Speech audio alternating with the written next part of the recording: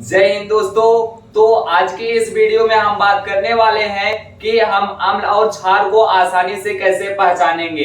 बिना कॉपी किताब कलम के हम उसे केवल देखकर ही कैसे पहचान सकते हैं। आइए इस ट्रिक के बारे में हम जानते हैं। तो आइए ट्रिक स्टार्ट होता है। हम सर्वप्रथम अम्ल को पहचानने का ट्रिक बताते हैं। तो जो हमें अम्ल को पहचानने का ट्रिक है वह है कि जैसे मान लीजिए इतने सारे कंपाउंड दिए गए हैं, अगर इसमें से आपको पूछा जाए कौन सा एसिड है कौन सा बेस है तो इसमें आप लोग नहीं बता पाएंगे। लेकिन हमारे इस ट्रिक के द्वारा अगर किसी भी कंपाउंड के आगे हाइड्रोजन परमाणु जुड़ा हो तो वह क्या होता है, वह अम्ल होता है। तो आइए अब जैसे मान लीजिए इतना सारा यौगिक का नाम है, तो अब हम लोग इसमें कैसे पहचानेंगे। तो जैसे देख लीजिए यहाँ पर जो हाइड्रोजन फ्लोराइड है इसमें फ्लोरीन के आगे H जुड़ा है तो यह क्या हुआ, अम्ल हुआ। ठीक इसी प्रकार से HCl जिसका नाम हाइड्रोक्लोरिक अम्ल होता है, क्लोरीन के आगे यहाँ पर हाइड्रोजन है तो यह क्या हुआ, अम्ल हुआ। ठीक इसी प्रकार से हाइड्रोजन ब्रोमाइड जो है, ब्रोमीन के आगे हाइड्रोजन है तो यह क्या हुआ, अम्ल हुआ। सिंपल सा इसमें हम लोगों को पहचानने का तरीका रोल पहला यही है कि दिए गए कंपाउंड के आगे हम लोग देखेंगे हाइड्रोजन परमाणु है कि OH परमाणु है। अगर दोनों में से एक होता है तो उसी प्रकार से हम लोग रोल के हिसाब से उसका नाम लिख सकते हैं। तो आइए नेक्स्ट देखते हैं।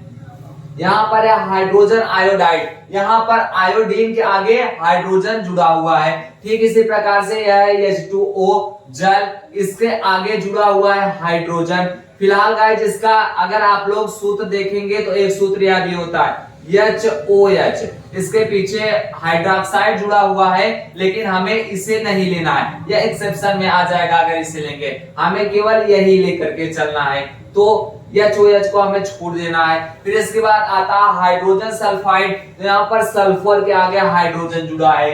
फिर यहाँ पर है H2SO4, तो यहाँ पर सल्फेट के आगे क्या जुड़ा है, हाइड्रोजन परमाणु जुड़ा है। तो दोस्तों आपको एक बात यह भी ध्यान देना है, अगर हाइड्रोजन परमाणु जुड़ा है चाहे उसकी संख्या जितनी हो, चाहे 10 हो, चाहे 12 हो, चाहे 2 हो, चाहे 3 हो, चाहे संख्या जितनी हो, बस हमें यह देखना है कि हाइड्रोजन परमाणु जुड़ा है तो अम्ल है, नहीं जुड़ा हो तो कुछ दूसरा होगा। बस हमें जितना चाहे हाइड्रोजन हो उससे कुछ भी हमें प्रॉब्लम नहीं होने वाला है। तो आइए नेक्स्ट एग्जांपल को देखते हैं। तो यहाँ पर नेक्स्ट एग्जांपल है हाइड्रोजन सल्फाइड, तो यहाँ पर सल्फाइड के आगे हाइड्रोजन जुड़ा है। फिर HNO3 के आगे H जुड़ा हुआ है। फिर इसके बाद आता है H3PO4 के आगे यहाँ पर H जुड़ा है। फिर है H3PO3 के आगे यहाँ पर हाइड्रोजन परमाणु जुड़ा है। भले देखिए गाइस यहाँ पर एक हाइड्रोजन परमाणु, यहाँ पर 2, यहाँ पर 3, भले 2 1 3 है लेकिन यह सभी क्या है, अम्ल है। ठीक इसी प्रकार से आइए हम लोग इसमें देखते हैं। तो इसमें भी PO2 को आगे हाइड्रोजन परमाणु है तो यह क्या हुआ, अम्ल हुआ। और यहाँ पर HClO3 के आगे हाइड्रोजन परमाणु है, क्लोराइड ऑक्साइड के आगे हाइड्रोजन परमाणु है तो यह क्या हुआ, अम्ल हुआ।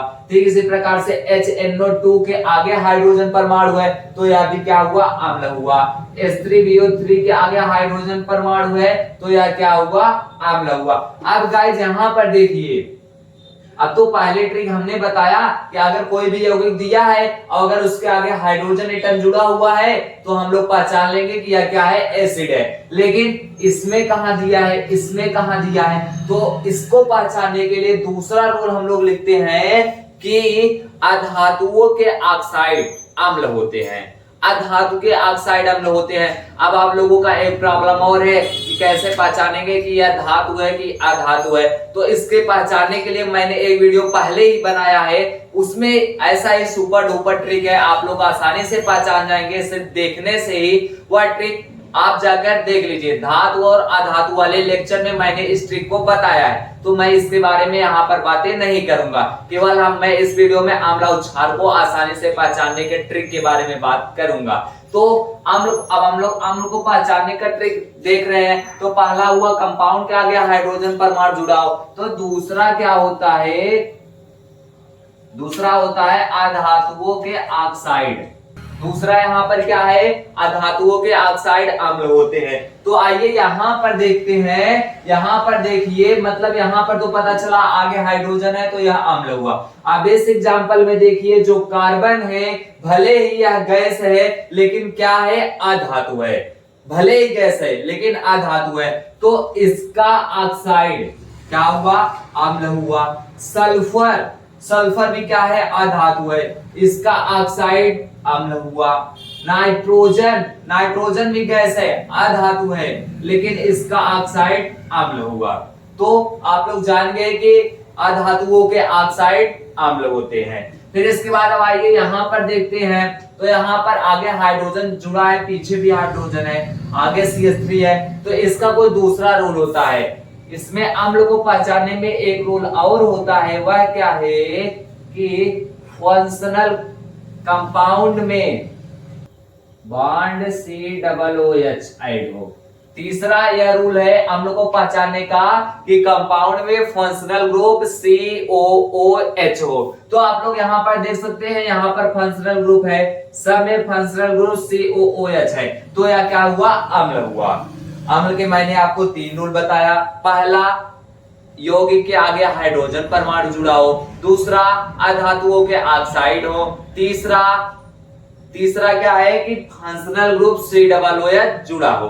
तो आइए हम लोग क्षार को पहचानने का रूल लिखते हैं। तो अम्ल के केवल इतने रूल हैं और इतने एग्जाम्पल में से आप लोग समझ गए कौन कौन अम्ल होते हैं। तो आइए अब हम लोग क्षार के बारे में बात करते हैं। क्षार, इसे इंग्लिश में बोलते हैं बेस, और इसे भस्म भी बोलते हैं क्षार को। तो इसका क्या रूल है, इसमें पहला रूल है कंपाउंड के पीछे हाइड्रोक्साइड जुड़ा हो, OH ग्रुप जुड़ा हो। कंपाउंड के पीछे OH ग्रुप जुड़ा हो। तो अब इस लाइन में देखिए, तो यहाँ पर लिथियम हाइड्रोक्साइड है, तो लिथियम के पीछे क्या है, हाइड्रोक्साइड है, मतलब यह क्या हुआ, क्षार हुआ। इसी प्रकार से सोडियम हाइड्रोक्साइड है, कैल्शियम हाइड्रोक्साइड है, पोटेशियम हाइड्रोक्साइड है, मैग्नीशियम हाइड्रोक्साइड है, बेरियम हाइड्रोक्साइड है, अमोनियम हाइड्रोक्साइड है, एल्यूमिनियम हाइड्रोक्साइड है। इन सभी के पीछे आप देख सकते हैं कि OH जुड़ा हुआ है। अब भले ही OH की संख्या 2 गुना हो, 3 गुना हो, 4 गुना हो, उससे कोई प्रभाव नहीं पड़ेगा, बस जुड़ा होना चाहिए। जैसे हमने बताया कि यौगिक के आगे हाइड्रोजन जुड़ा हो, संख्या चाहे जितना हो, कोई प्रॉब्लम नहीं। ठीक इसी प्रकार से इसमें भी यह होता है। तो अब आइए, मैंने आपको बताया पहला रोल कि यौगिक के पीछे हाइड्रोक्साइड जुड़ा होना चाहिए। तो आप लोग पहचान गए कि इसमें यह क्या है, क्षार है। अब इसमें कैसे पहचानेंगे, तो जैसे यहां पर क्या था, अधातुओं के ऑक्साइड थे, तो इसमें क्या हो जाएंगे, धातु के ऑक्साइड होंगे। तो इसमें दूसरा क्या है, धातुओं के ऑक्साइड क्या होते हैं, क्षार होते हैं। धातुओं के ऑक्साइड बेस होते हैं। तो जो धातुओं के ऑक्साइड होते हैं वह बेस होते हैं। तो यहाँ पर कैल्शियम क्या है, धातु है, तो कैल्शियम का ऑक्साइड क्या हुआ, बेस हुआ। कॉपर है, कॉपर का ऑक्साइड क्या हुआ, बेस हुआ।